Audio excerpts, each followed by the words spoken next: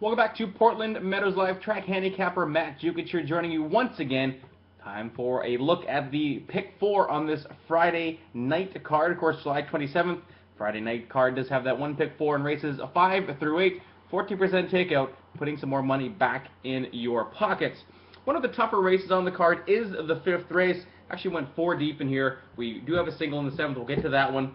In this one, I think it's wide open. You're going to have a couple first-timers in here, just because we haven't seen what they've been able to do. You want to have to cover them. I've got the 3 Go Gamer Go on top. It's a little scary. Does like to get out on the early lead. Seems to have some trouble finishing the races strong. Is going to stretch out from 5 to 5.5. Not sure that extra half furlong is going to help. Might be the best one to take a shot with in his return to Portland, but it looks like there's been a lot of races so far where he's gone down as the betting choice or not far from it. Gotta have him. Not sure you can single him, but Go Gamer Go, the 3 horse, is on my ticket. So is the 4 Mr. Ready, one of the first 2 first-timers in here. Mr. Ready is going to get Troy Stillwell and a good barn. Barn is off to a good start to the meet in Sam Dronin.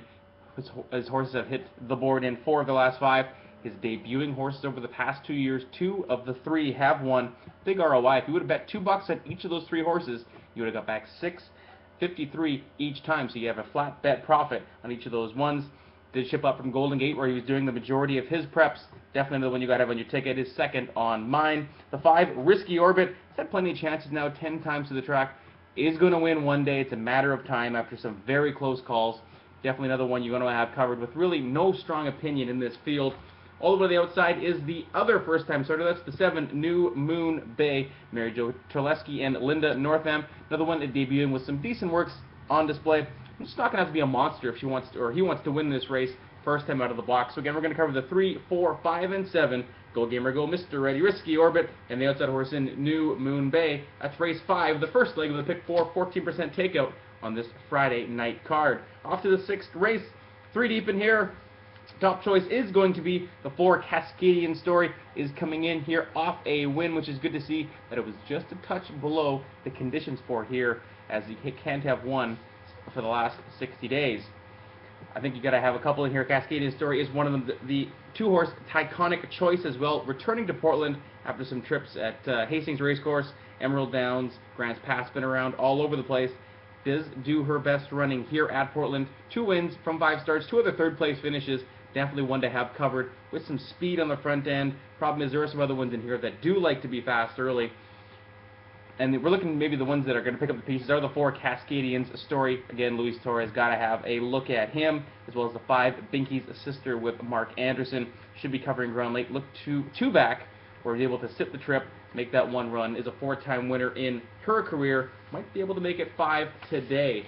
So again, in the 6th race, we're going to cover 3 horses, 2, 4, and 5. Off to the 7th. We've got our single All the Way Heather does return to Portland, which might be a great thing for. Did bound out of the gate in her debut to win off by 7 lengths.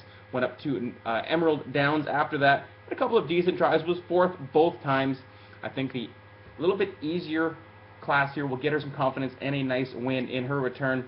Biggest thing is, looks like Jonathan wanted to keep her protected, not offer her for a claiming price, and this is a perfect spot to do so.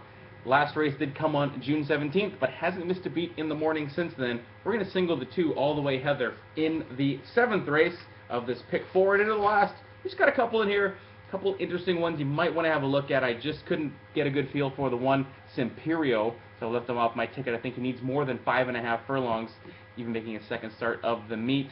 One you're going to have a look at is the 2 Revoluta. Definitely got lots of early gas. Majority of his wins have come here at Portland. 3 of the 4 have come at Portland.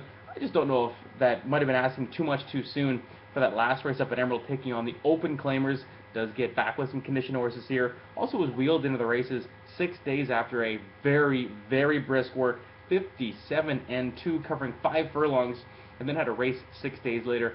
That work might have just knocked him on his butt and wasn't really ready to come back that quickly. The top pick in here is the 6 Watch Your Money.